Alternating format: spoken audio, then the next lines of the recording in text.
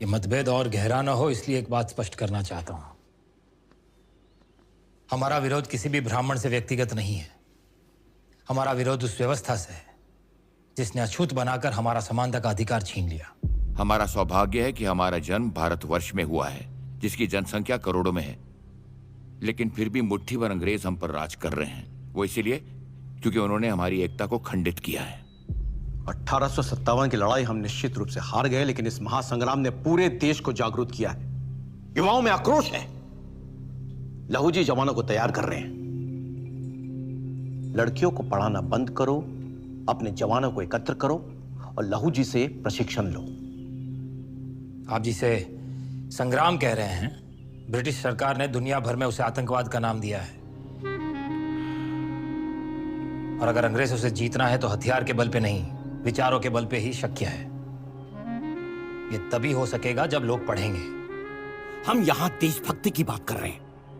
पहले अंग्रेज तुम्हें अंग्रेजी पढ़ाएंगे, उसके बाद तुम सबका धर्मांतरण करेंगे। आज अंग्रेज मुट्ठी भर है, कल हम हिंदू होंगे।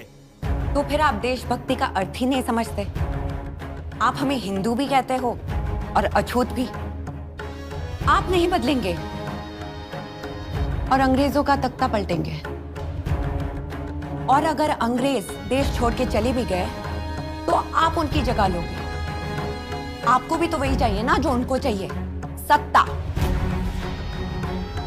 कर दीजिए हमें इस गुलामी से आजाद, फिर एक साथ लड़ेंगे अंग्रेजों से।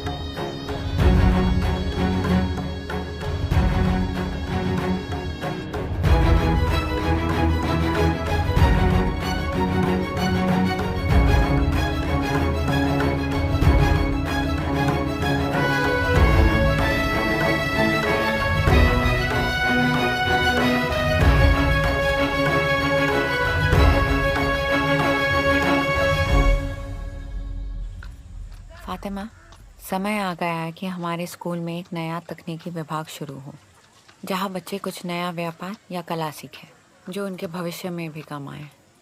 उसके लिए टीचर्स भी तो चाहिए होंगे जो तकनीकी ज्ञान जानते हो, और औरतों का शिक्षण भी तो जरूरी है ना। अंतिम चेतावनी दे रहा हूँ, अपना ये स्कूल बंद कर और ज्योतिबा को समझा हमारे प्रथाओं में बाधा न डाले। नहीं बंद करेंगे। क्या कर लोगे?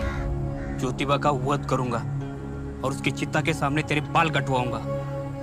फिर तुम दोनों के साथ वही होगा जो होता आ रहा है।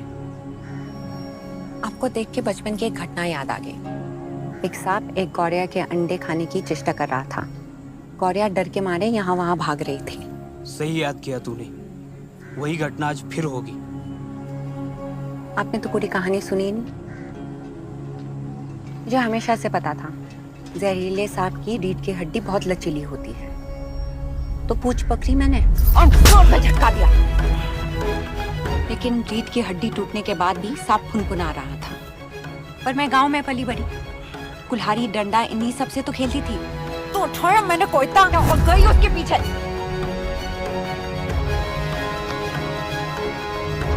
चलो फातिमा,